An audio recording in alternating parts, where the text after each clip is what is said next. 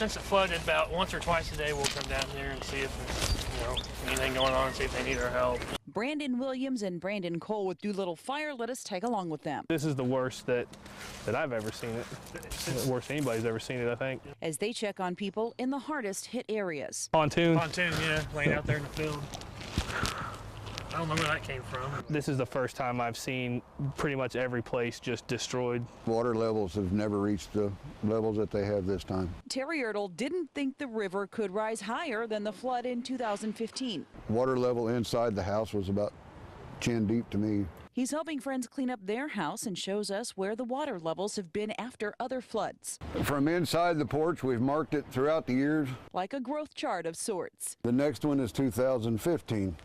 And you can see down here, there's 2008. And what about this year? This year, we don't have high enough roof. The whole entire house was underwater. Other houses couldn't withstand the power of the rising river. There was a house here that actually came off its foundation in the 15 flood, and apparently that's what supposedly might be part of the remnants over there. Forcing some to make a tough choice. Are you going to rebuild or had enough? Some people are going to rebuild and some aren't, and we'll be here to help them if they need help. There's the river. I mean, it's going to happen again, so there's not much you can do about it. Terry and his friends will work through this as they have every other time this area flooded. It'll be back to perfect here in a few weeks, back just as pretty as it was before. The turkeys had them way more scared than they've ever been any other time I've ever ridden. Kelly's horses, Lacey and Gypsy Rose, haven't been seen since they ran off. I would feel way less anguish if it had been two horses that got loose from a trailer with no tack on them. And they're just out here fat, dumb, and happy, you know, enjoying the wild. Kelly fears her horses are in danger. They're going to get their bridle, their reins, their lead rope, any of those apparatus stuck in trees. We've not lost horses for like 4 days. It's been like 4 or 5 hours. National Park officials are doing what they can to help. We want people to look, and we want the horses found, and we want them, you know, to be given back to their owner. Besides volunteers out looking for Lacey and Gypsy Rose, writers like Terry Redmond can only imagine what Kelly is going through. I would be out here constantly searching for him. She spent hours searching for the horses. I went around again and then went to some of the other trails that didn't have no horseback riding signs. I did the whistle call for the horses and didn't really see anything. But the landscape is working against searchers. And we have over 2,000 acres of land here, and I'd say maybe a third of that may be open area. The other is pretty dense terrain. Kelly is hopeful she'll get her horses back. I know they're not people, but to a horse owner, a horse lover, I mean, Lacey, she's my soulmate. And won't stop looking. I miss my horses. I love my horses, and I want them back, but primarily I want to know that they're safe.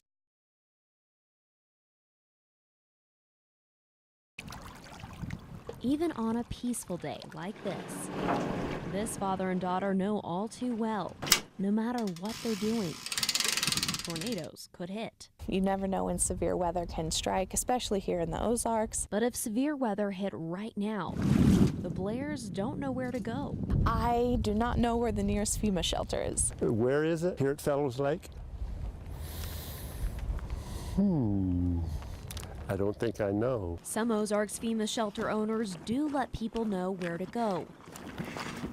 In Clever, it's just the people who live within a half-mile radius of the shelter. We send out letters, but we also do electronic communication. For Nixa, we send out a notification once a year, either in a postcard or in our magazine that goes out to every household in Nixa, because we have a lot of people that move in. Others admit it's something that needs improvement. Something we probably need to think about.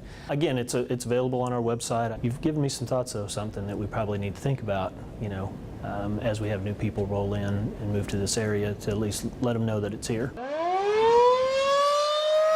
But emergency managers say if there's a tornado warning, you might want to get in a safe place where you are. If there's a FEMA-rated shelter within a mile of your location, or roughly within a 5-minute, drive distance, it is permissible to do that.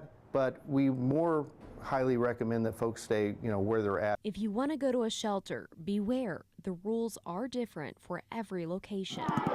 Clevers, for example, are only open during a tornado warning. We prepare them during a tornado watch, but they are open once the watch turns to a warning. For those in Nixa, they are open, even during a watch. They're open once a tornado watch is issued. That kind of gives them extra time to travel. When a watch is first issued is when we basically open the shelter. So what happens if you get to a FEMA shelter before the person arrives to open it up? Well, here at Ozark Technical College at the Ridgewood campus in Nixa, you can press this button. It'll automatically connect to 911 call dispatch to get you the help you need. We get so focused on us and the students and faculty, and some, I think, lose sight of the fact that it is really for the community. So we need to make sure that they're aware and know that it's here. Which would help the Blairs and others. I would appreciate newscasts about it, maybe flyers, somehow making it public knowledge where these locations would be. I'm going to stay inside if I possibly can. My husband's 85 and I'm 65, and neither one of us want to get out into it.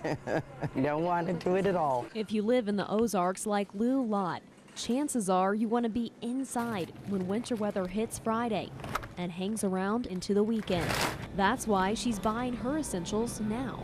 Milk, bread, 2 pounds of the choice boneless beef stew, meat, goodies, and soda. Can't run out of those. But dietitians say it's not a good idea to stock up on milk before a winter storm. It is a perishable food item. Milk needs to stay under 40 degrees. So when the power goes out and your refrigerator or your freezer doesn't have power, then it's hard to keep that milk cool. Milk isn't one of the top things you should get. Well, how do you make your hot cocoa if you don't do that? That's something Lott's never heard before. So what does she say are the top 5? The most important thing is water for hydration and non-perishable food items, which could be things like jerky or dry meat, fruits and vegetables.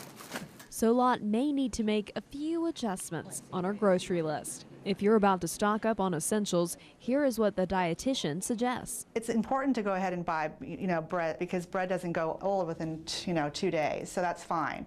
But the eggs, it's the same as the milk. It needs to be below 40 degrees. That's something Lott says she'll keep in mind.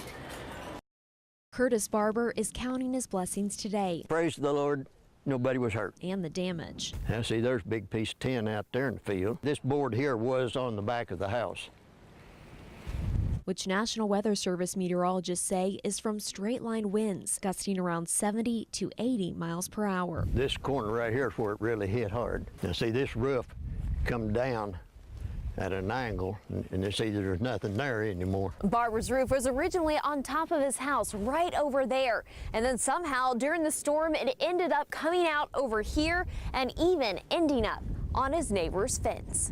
Just before it really got bad, I heard some tin start, I could hear it coming loose.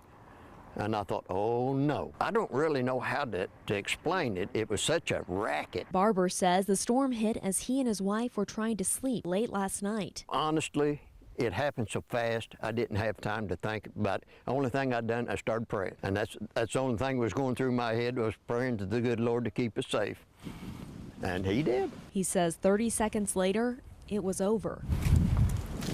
And now he will begin again to pick up the pieces. In Dallas County, Stephanie Garland, KSPR News.